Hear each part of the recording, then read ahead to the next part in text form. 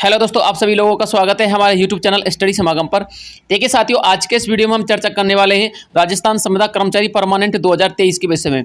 देखिए दोस्तों, आपको पता ही होगा राजस्थान संविदा कर्मचारी परमानेंट 2023 के विषय को लेकर के मैं आपको एक एक अपडेट आप तक पहुंचाता हूं। इसलिए मैं आप लोगों से सबसे पहले तो यही कहना चाहूंगा, यदि आप लोगों ने मेरे चैनल को सब्सक्राइब नहीं किया तो यार सब्सक्राइब जरूर कर लीजिएगा, क्योंकि इससे कुछ ना कुछ बेनिफिट होगा। और दोस्तों, जो कुछ भी हलचल डिपार्टमेंट के अंतर्गत होती है या फिर जो कुछ भी ऑर्डर या नोटिस आते हैं दोस्तों, मैं आपको इसी चैनल के माध्यम से प्रोवाइड करवाता हूं। ठीक है ना। यदि आपको एक एक मिनट की अपडेट चाहिए तो साथियों मेरे चैनल को सब्सक्राइब करके इस चैनल का हिस्सा बन जाइए। ठीक है। देखिए साथियों, आज के लिए मैं आपको क्या विषय लेके आया हूं और कौन कौन से अहम बिंदु पे मैं चर्चा करने वाला हूं वो मैं आपको बताऊंगा। और साथ में दोस्तों, आप लोगों के बहुत सारे जो डाउट है उनको भी क्लियर करूंगा। मैं आप लोगों से बोलता हूं ना कि आप लोगों के दिमाग में या फिर मन में जितने भी डाउट आते हैं वो सारे के सारे डाउट मेरे डिस्क्रिप्शन बॉक्स में डाल दिया करो। ठीक है ना।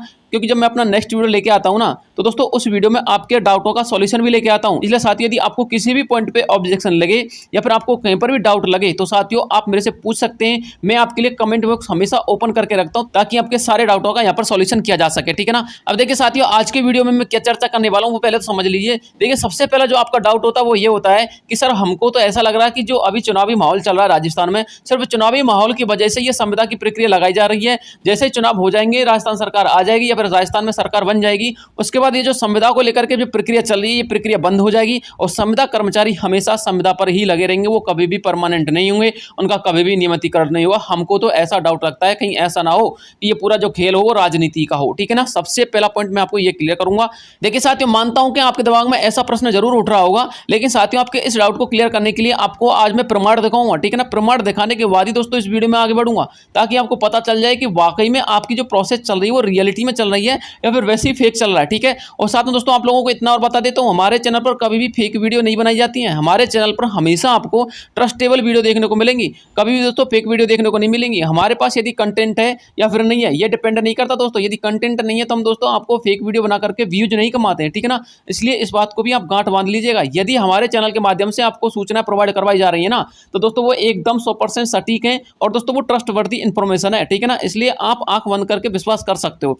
अब देखिए साथियों, सबसे पहले तो मैं आपको मैटर पे चर्चा करता हूं कि मैटर क्या है। देखिए दोस्तों, सबसे पहले तो मैं आपको बताऊंगा कि आपको पता होगा जब 2022-23 का वो आया था बजट, किसका 2022-23 का बजट आया था, तो दोस्तों गोविंद सिंह डोटासरा जी का एक बयान आया था। और वो बयान दोस्तों मैंने आपको पिछले वीडियो में लगाया था, कि जो मैंने आपको पिछले वीडियो बनाया था ना संविदा कर्मचारियों को लेकर के, तो दोस्तों उस बयान की एक क्लिप मैंने आपको लगाई थी गोविंद सिंह डोटासरा जी की। यदि आप लोगों ने वो वीडियो जाके नहीं देखा तो उस वीडियो को जाके देख सकते हो। उस वीडियो के लिंक मैं आपको इस वीडियो के डिस्क्रिप्शन बॉक्स में डाल दूंगा, वहां पे क्लिक करके उस वीडियो को देख लेना। ठीक है ना। अब देखिए साथियों, उस बयान में उन्होंने क्या कहा था, उस बयान में साथियों जो संविदा कर्मचारी है ना उनको परमानेंट को लेकर के उन्होंने बयान दिया कि संविदा कर्मचारियों को परमानेंट करने के लिए नए नए कैडर बनाए जाएंगे, उनको परमानेंट किया जाएगा। ठीक है। अब साथियों उनके बयान के बाद क्या एक्शन लिया गया था वो भी समझ लीजिए। देखिए साथियों, जैसे ही उनका बयान आया था 2022-23 वाला, तो साथियों 11 अगस्त को विभाग से एक नोटिस आया था। और दोस्तों वो आदेश क्या था, वो ऑर्डर क्या था, वो मैं आपको बताऊंगा। उसके बाद दोस्तों मैं आपके अहम बिंदु पे चर्चा करूंगा। ठीक है ना। अब साथियों 11 अगस्त को नोटिस आने के बाद 16 अगस्त को मीटिंग भी रखी गई थी। और दोस्तों 16 अगस्त की मीटिंग वेरी इंपॉर्टेंट मीटिंग थी, क्योंकि साथियों इसके बाद आपके संविदा कर्मचारियों को लेकर के कोई भी मीटिंग नहीं हुई थी।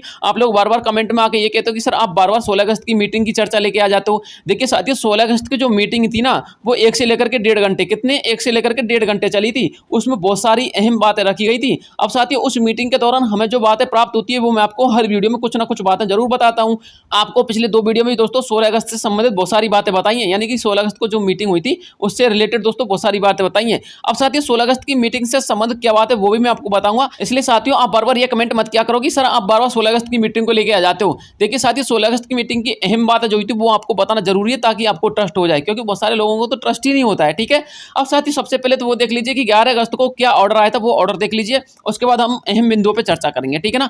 देखिए साथियों 11 अगस्त का ऑर्डर है, आपको स्क्रीन पे दिखाई दे रहा होगा। यहाँ पे साफ साफ लिखा हुआ है ग्रामीण विकास पंचायती राज विभाग, पंचायती राज विभाग। ठीक है ना। अब देखिए साथियों इस नोटिस में यानी कि इस ऑर्डर में क्या लिखा हुआ था वो भी समझ लीजिएगा।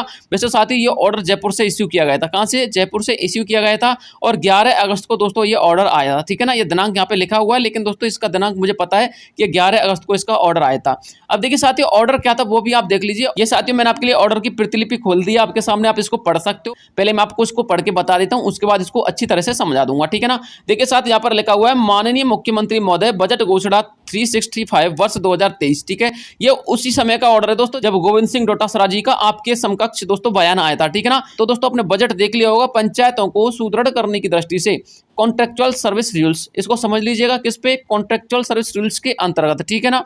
विभिन्न कार्य हेतु 50,000 पद सृजित करते हुए कैडर का गठन भी किए जाने की घोषणा क्रम विभाग की अधिसूचना संख्या, ये अधिसूचना संख्या दे रखी है, ठीक है ना, यह दिनांक भी दे रखा है, Rajasthan contractual hiring civil post rules 2022 के अंतर्गत। अब इसको समझ लीजिए, पहले मैं आपको बता देता हूं।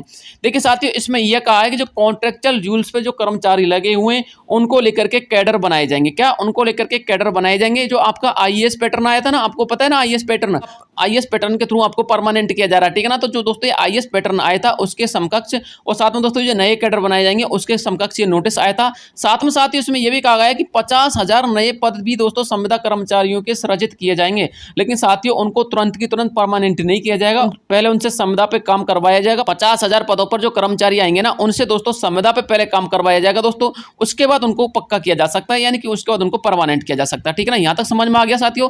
यहां पर इसमें यह लिखा हुआ है कि 50,000 पद नए सृजित किए जाएंगे, और दोस्तों आपके परमानेंट को लेकर के नए नए कैडर बनाए जाएंगे ताकि आपको परमानेंट कर दिया जाए, ठीक है। आगे भी समझ लीजिए, इसमें आगे क्या लिखा है, आगे भी पढ़ लीजिए इसको। आगे लिखा है साथियों, वित्त विभाग से यह आदेश प्राप्त हुआ था दिनांक 11/8/2023 के, ठीक है ना। इसमें लिखा हुआ है, इसके द्वारा विभाग के अधीनस्थ संचालित योजनाएं परियोजनाओं, मैंने आपको बोला था, आपने मेरा पिछले वीडियो देखा होगा तो दोस्तों मैंने आपको उसमें बताया था कि 3 चरण में आप लोगों को जो है परमानेंट किया जाएगा। जो आपका तीसरा चरण आएगा ना, उसमें योजना और परियोजनाओं को इसमें सम्मिलित किया जाएगा। जितनी भी योजना परियोजना राजस्थान में चल रही हैं वो सारी की सारी योजना परियोजना में जो कर्मचारी लगे हुए हैं उनको पक्का किया जाएगा। साथ में दोस्तों मैंने आपको पिछले वीडियो में यह भी बताया था कि जो मनरेगा वाला पॉइंट है वो तीसरे चरण में पूरा किया जाएगा, लेकिन जिन कैंडिडेटों को मनरेगा में 15 वर्ष का अनुभव हो चुका है उनको पहले चरण में ही परमानेंट कर दिया जाएगा, ठीक है ना। अब आप लोग बार बार ये भी पूछते हैं कि सर तीसरे चरण में कितना टाइम लग सकता है। देखिए साथियों, तीसरे चरण में टाइम नहीं लगेगा, ये जो आपके फर्स्ट और सेकंड जो थर्ड चरण है ना, ये 1 से लेकर के 6 महीने के अंतर्गत कंप्लीट हो जाएंगे। ऐसा नहीं है कि पहला चरण हो गया 1 साल में,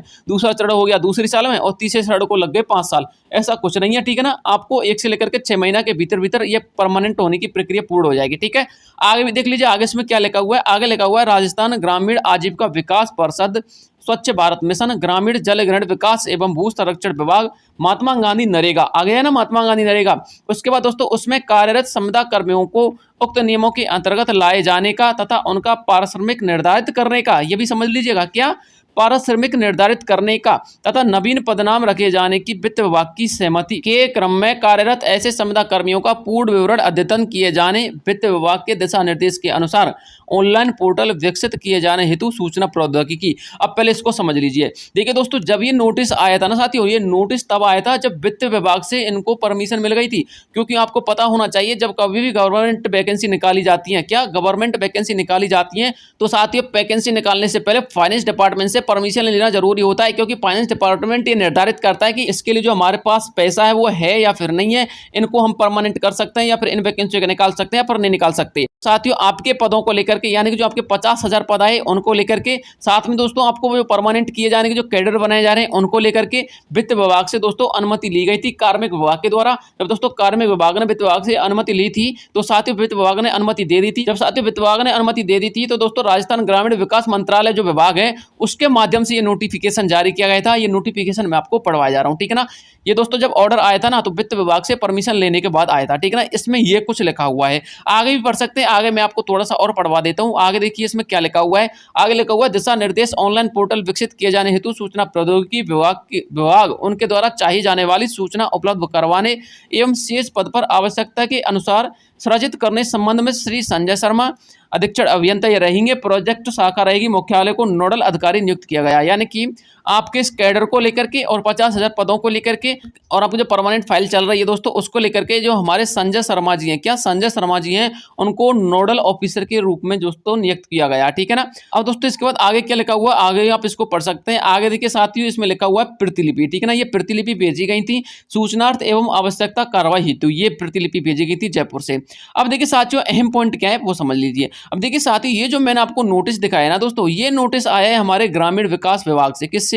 ग्रामीण विकास विभाग से आया, ठीक है ना। यानी कि उसने कुछ नए पद सृजित करने हेतु उनके दोस्तों कैडर बनाए जाने के लिए और उनको परमानेंट किए जाने के समकक्ष ये नोटिस जारी किया या फिर ऑर्डर जारी किया, ठीक है ना। अब साथियों आपकी जो परमानेंट फाइल चल रही है जो अन्य विभाग है मैं उनकी बता रहा हूँ, ठीक है। जैसे कि अपने चिकित्सा विभाग हो गया, शिक्षा विभाग हो गया, अल्पसंख्यक विभाग हो गया, जो अन्य विभाग है ना साथियों, अन्य विभागों से भी दोस्तों इसी तरह के ऑर्डर दिए गए थे उसी समय, ठीक है ना। जब दोस्तों ये सारे के सारे ऑर्डर कार्मिक विभाग को पहुंच गए थे, ठीक है ना। तो दोस्तों उसको लेकर के एक फाइल बनाई गई थी। साथ ही जब वो फाइल बनाई गई थी तो फाइल को रेडी किया गया। फाइल और सॉफ्टवेयर जब तैयार हो गए थे तो दोस्तों आपकी जो फाइल है वो अप्रूवल के लिए अग्रेसित की गई थी। आपकी फाइल सारे डिपार्टमेंटों में जा चुकी है। जिन जिन डिपार्टमेंटों ने आपके परमानेंट को लेकर के जो अभ्यर्थना भेजी थी वो सारी की सारी अभ्यर्थना, यानी जितने भी डिपार्टमेंट थे उनके पास वित्त अवेलेबल है या फिर नहीं है, वो इतना पे स्केल या फिर ग्रेड पे दे सकते हैं या फिर नहीं दे सकते, इनको लेकर के दोस्तों ये फाइल गई थी अलग अलग डिपार्टमेंट में, ठीक है ना। जब दोस्तों अलग अलग डिपार्टमेंट में ये फाइल गई थी तो साथियों फाइल आपकी अप्रूवल हो चुकी थी। फाइल अप्रूवल होने के बाद दोस्तों आपकी ये जो फाइल है वो सीएम ऑफिस और दोस्तों राज्यपाल के पास जाने वाली है। फिलहाल में साथियों आपकी जो फाइल है वो सीएमओ ऑफिस में अटकी हुई है, ठीक है ना।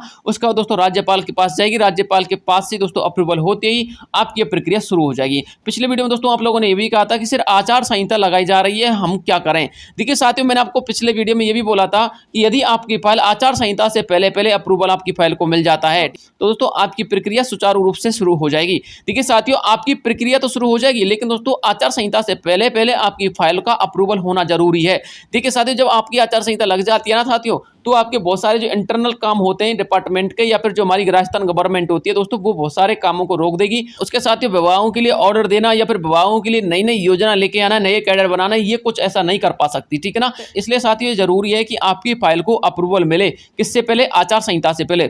अब जैसे दोस्तों आचार संहिता लग जाएगी उसके बाद साथियों आपके इंटरनल वर्क चलता रहेगा। आपकी जो दोस्तों परमानेंट को लेकर के फाइल चल रही है ना, आपको परमानेंट को लेकर के दोस्तों समिति गठित कर दी जाएंगी। समिति गठित होने के बाद आपकी परमानेंट की प्रक्रिया सुचारू रूप से शुरू हो जाएगी, ठीक है ना। धीरे धीरे आपको परमानेंट करते रहेंगे, आचार संहिता अपना काम करती रहेगी और जो अपने डिपार्टमेंट है जैसे चिकित्सा विभाग हो गया, शिक्षा विभाग हो गया या फिर अल्पसंख्यक विभाग हो गया, ठीक है ना, पंचायत सहायक जो अपने शिक्षा विभाग में आ जाते हैं, ये सारे के सारे दोस्तों डिपार्टमेंट अपना काम करते रहेंगे, ठीक है ना। देखिए साथियों मैं तो आपको लोगों को ये इन्फॉर्मेशन देना चाह रहा था, यदि फिर भी आपके दिमाग में कोई डाउट रहता है ना तो निसंदेह आप डाउट को पूछ सकते हो। अगला जब मैं आपको वीडियो लेके आऊंगा तो दोस्तों आपके सारे के सारे डाउटों को लेकर के दोस्तों मैं वीडियो बनाऊंगा। और साथियों इसके अलावा जो कुछ भी अपडेट या फिर जो कुछ भी हलचल गवर्नमेंट में होगी आपकी फाइल को लेकर के, आपके ऑर्डर को लेकर के, आपके परमानेंट के जो संविदा कर्मचारी को जो परमानेंट का विषय चल रहा है इसको लेकर के, तो साथियों मैं आपको तुरंत अपडेट करूंगा, ठीक है ना। इसलिए दोस्तों आपको वीडियो को लाइक करना है, चैनल को सब्सक्राइब जरूर करना है ताकि दोस्तों अपडेट का नोटिफिकेशन आप तक पहुंच सके, ठीक है ना। मिलता हूं आपसे नेक्स्ट वीडियो में, तब तक के लिए जय हिंद जय भारत।